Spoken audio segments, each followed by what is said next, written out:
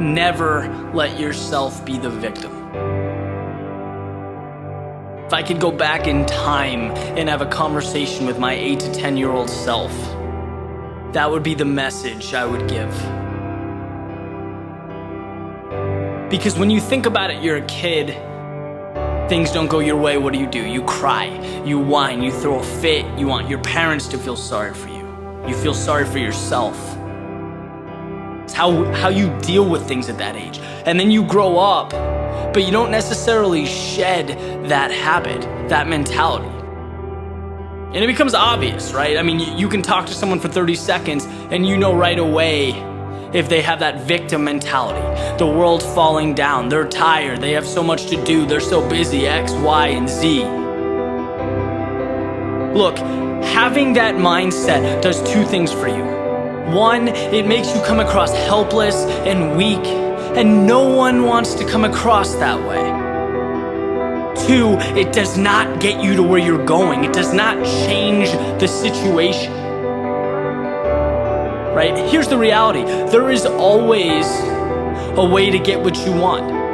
There is always a way to position yourself to move away from what you don't want. You can quite literally become what you want to become, but you cannot look at life like it's this problem, like it's against you.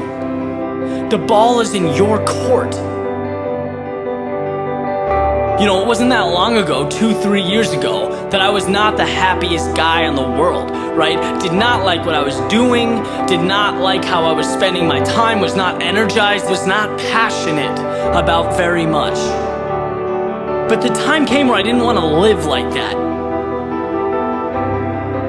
I had a conversation with myself. I stopped being the victim, I stopped complaining, and I asked myself, dude, what do you want? What is your purpose? What is your goal? Who do you want to become? And I literally made the decision and walked away a different person. And the things around me changed, my life changed, because I made a decision to never be the victim again, to get what I want. I became the author of my own story. And you realize just how simple it is to transform your situation. Not easy, right? And it takes time. But there's always a way to get from point A to point B. And this separates the world into two kinds of people. People who look at how things are, who accept reality as truth, who complain, and people who look at what can be, who make the most of any situation, look at life as if it's clay, to be molded, to be shaped. It seems funny to me, knowing what I do now, that I went through any of my life like a hamster on a wheel. That I talked to people every day who didn't energize me, that I didn't want to be around, that I did things I wasn't passionate about. That is insanity. Because if you don't like something, but you do nothing to change it, what's left for you to do?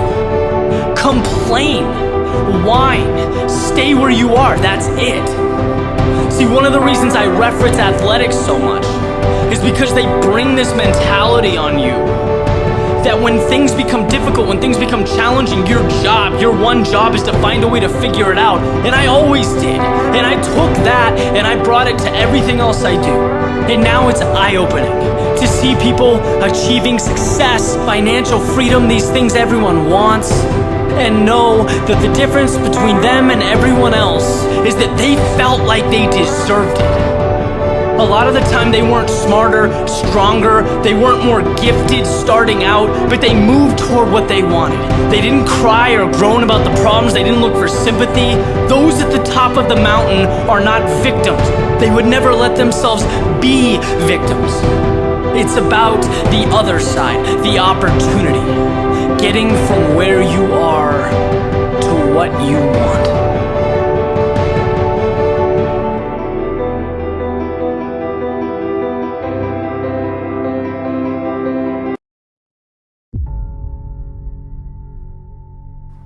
Put God first. Put God first in everything you do. But that's not the most important thing, the success that I had. The most important thing is that what she taught me and what she told me that day has stayed with me since. I've been protected. I've been directed. I've been corrected. I've kept God in my life and has kept me humble. I didn't always stick with him, but he always stuck with me. So stick with him in everything you do. If you think you want to do what you think I've done, then do what I've done and stick with God. Number 2, fail big. That's right. Fail big. Today's the beginning of the rest of your life, and it can be very frightening. It's a new world out there. It's a mean world out there, and you only live once. So do what you feel passionate about. Take chances, but don't be afraid to go outside the box.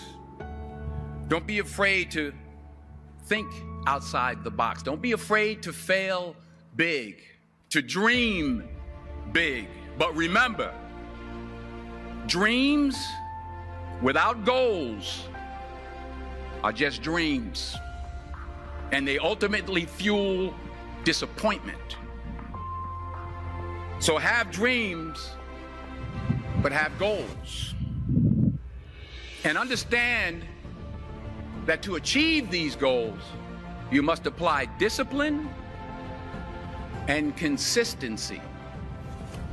In order to achieve your goals, you must apply discipline, which you have already done, and consistency every day, not just on Tuesday and miss a few days. You have to work at it every day. You have to plan every day. You've heard the saying, we don't plan to fail, we fail to plan. Hard work works. Working really hard is what successful people do. Remember that. Just because you're doing a lot more doesn't mean you're getting a lot more done. Don't confuse movement with progress. My mother told me, she said, yeah, because you can run in place all the time and never get anywhere. So continue to strive, continue to have goals, continue to progress. You'll never see a U-Haul behind a hearse. I'll say it again. You'll never see a U-Haul behind a hearse. I don't care how much money you make, you can't take it with you. And it's not how much you have. It's what you do with what you have. We all have different talents. Some of you will be doctors, some lawyers, some scientists, some educators, some nurses. The most selfish thing you can do in this world is help someone else. Why is it selfish? Because the gratification, the goodness that comes to you, the good feeling that I get from helping others, nothing's better than that. Nothing's better than that. Not jewelry, not big house I have, not the cars, but it's the joy. That's where the joy is, in helping others. That's where the success is, in helping others. Finally, I pray that you put your slippers way under the bed tonight, so that when you wake up in the morning, you have to get on your knees to reach them. And while you're down there, say thank you for grace. Thank you for mercy. Thank you for understanding. Thank you for wisdom. Thank you for parents. Thank you for love. Thank you for kindness. Thank you for humility. Thank you for peace. Thank you for prosperity. Say thank you in advance for what's already yours. That's how I live my life. That's why I am, one of the reasons why I am today.